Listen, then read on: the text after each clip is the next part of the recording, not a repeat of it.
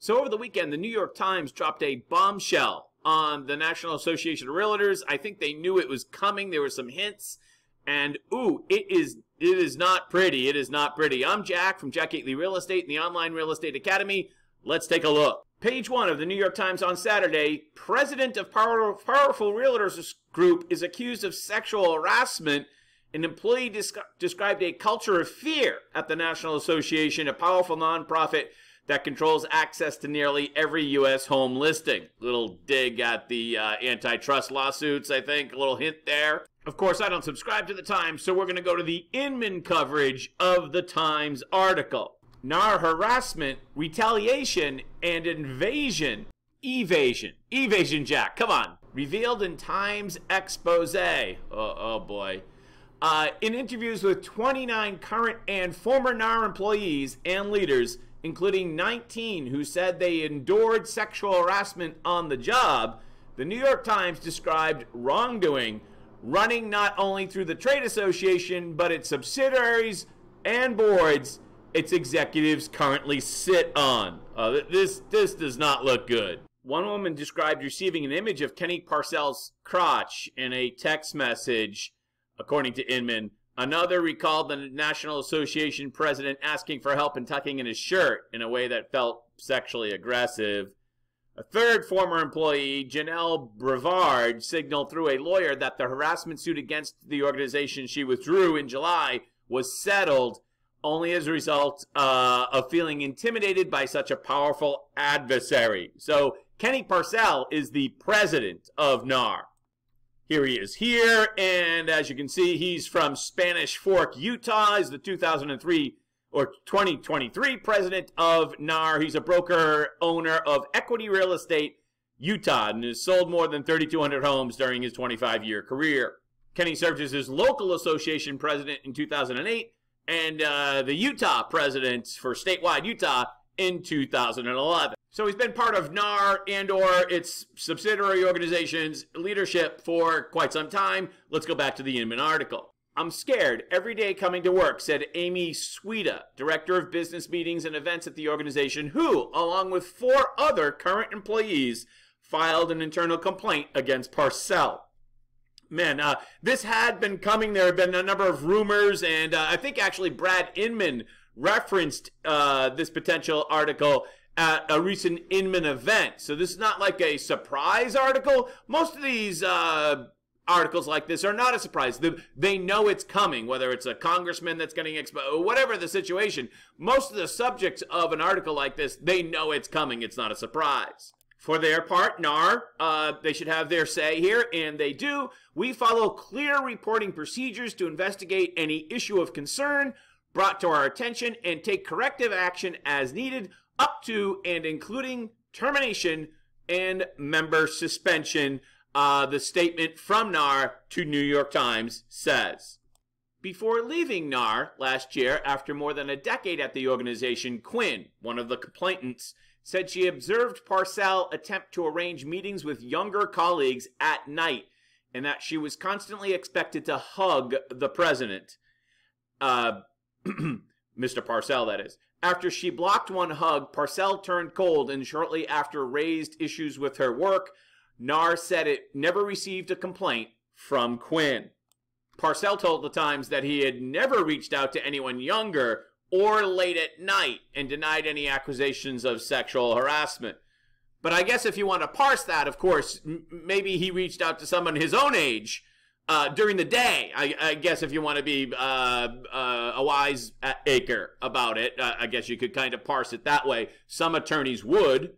Back to Amy Sweda, who is the employee at Nars. She described the work environment as tense, an office environment in which others believed they were being watched by executives and that there was a system of intimidation. Well, that actually sounds somewhat similar to what we heard in the San Diego situation. So we made a video about the San Diego Association and the allegations of financial misconduct there. We'll link that up here somewhere. But effectively, similar strategy. When someone spoke up and or somebody's spoke up, effectively there was an effort allegedly, to squeeze these people out of the association altogether, to marginalize them. You get the sense, reading this article, that there's a trend of investigating and then addressing the complaint. In other words, settling out of court, which almost always means a non-disclosure agreement.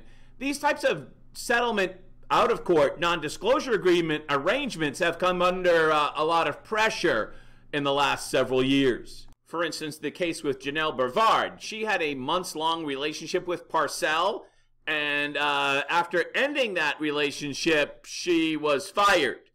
Then she filed a lawsuit against Nars, and just after 9 days after filing it, the lawyer representing the woman told the Times the decision to settle her case included a $100,000 payment. So basically, she settled out of court, and with a non-disclosure agreement. Nars CEO Bob Goldberg issued this statement to the New York Times.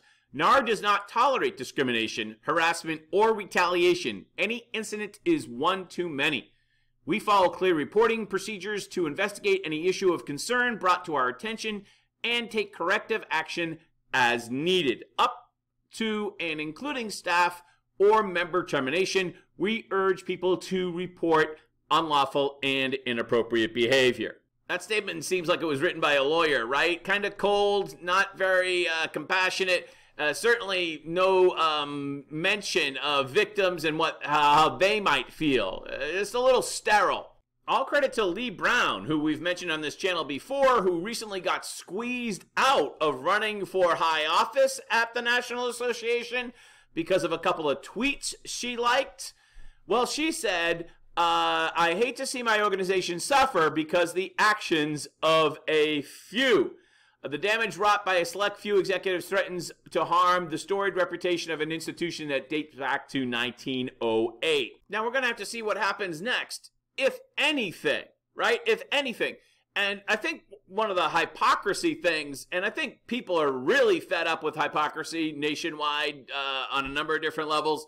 But remember, the association and all of its members are constantly going around and saying, we're more ethical. We are more ethical. That's literally how they sell themselves. We are more ethical than everybody else that's not a member of this association, even though they're being accused of a widespread price-fixing antitrust conspiracy. But just set that aside for now. But when the whole scandal went down in San Diego, barely a peep from any realtor member anywhere in the country. Barely a peep. So, are they more ethical? In most cases, the Realtor Code of Ethics does not really surpass what is already law in most states anyways. So, at least not here in Massachusetts, it doesn't surpass the legal requirements. So, it doesn't go above and beyond what's already required by the law. So there's a little bit of a hypocrisy there. If you're gonna run around and say that, hey, we're more ethical, and then this stuff drops, or what drops in San Diego, and then you don't say a peep, how can you be believed? On the other hand, Mr. Parcell and anybody else that's accused should have their day in court, should it come to that. You've got to say that certainly the New York Times has given them an opportunity to respond, and basically the responses were kind of lawyered up a little bit here.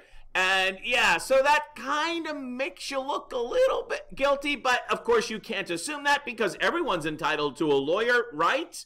Of course, absolutely. So we will keep you posted. I'm Jack Gately from Jack Gately Real Estate and the Online Real Estate Academy. Have a great day.